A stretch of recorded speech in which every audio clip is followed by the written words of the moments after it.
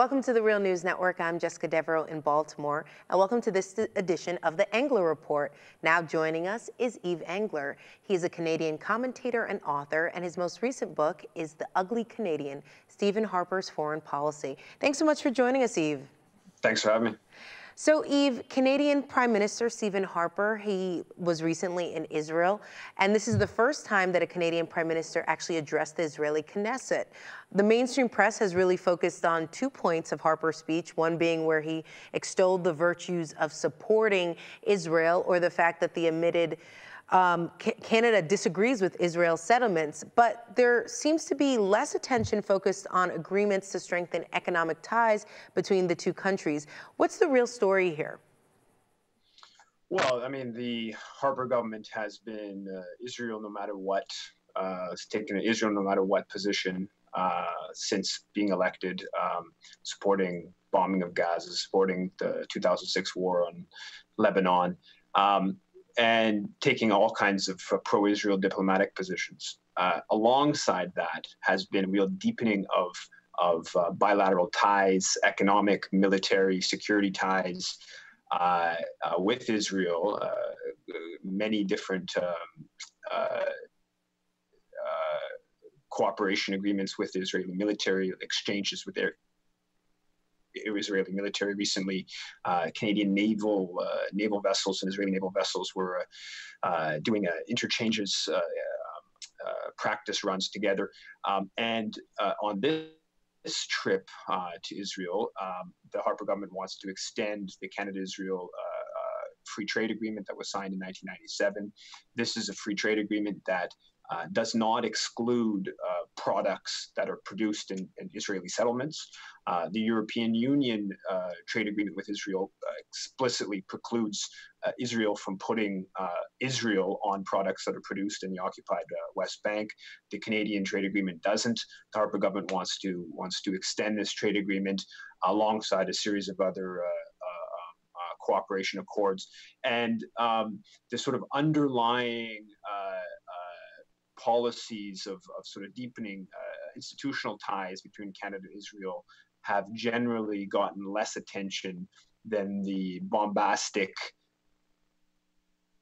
pro-Israel comments of the Harper government.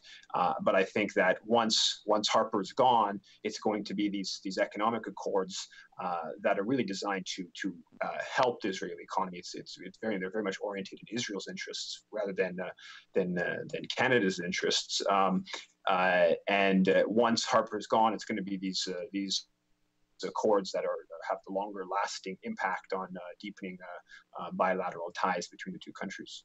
How do these economic accords, as you put it, compare with Harper's $66 million in aid to the Palestinian Authority?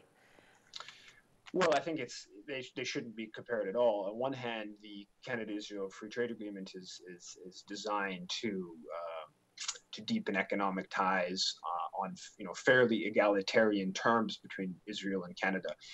In the case of the aid that Canada is giving to the Palestinian Authority, this is, it's stated, it's called aid, but in fact, if you look at what most of the Canadian 5-year, $300 million aid program that began in December 2007 to the Palestinian Authority, if you look at where most of that aid money went to building up a Palestinian security force in the West Bank that was designed to, on one hand, combat the rise of Hamas, so to support the Palestinian Authority in their political battle with Hamas, and on the other hand, was designed to prop up a corrupt and undemocratic Palestinian Authority. Of course, Mahmoud Abbas's electoral mandate ended in 2009.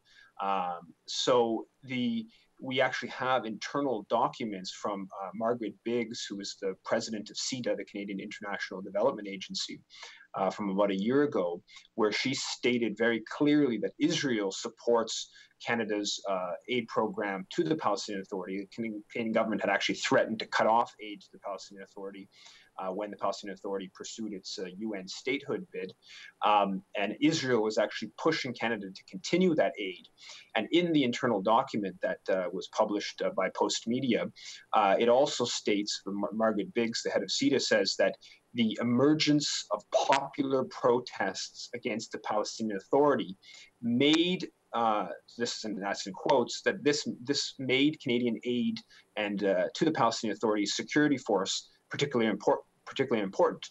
So in other words, the Palestinian Authority is facing pressure from grassroots protests, and Canadian aid to the Palestinian Authority goes to supporting their security force that has put down demonstrations against the Palestinian Authority's operations, but also demonstrations against ongoing Israeli settlement building in the West Bank.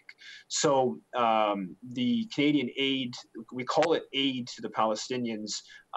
Really what it is aid to a corrupt, undemocratic Palestinian Authority that is increasingly out of touch with the desire of most Palestinians for liberation from Israeli colonialism. All right, Yves Engler, thank you so much for joining us. Thanks for having me. And thank you for joining us on the Real News Network.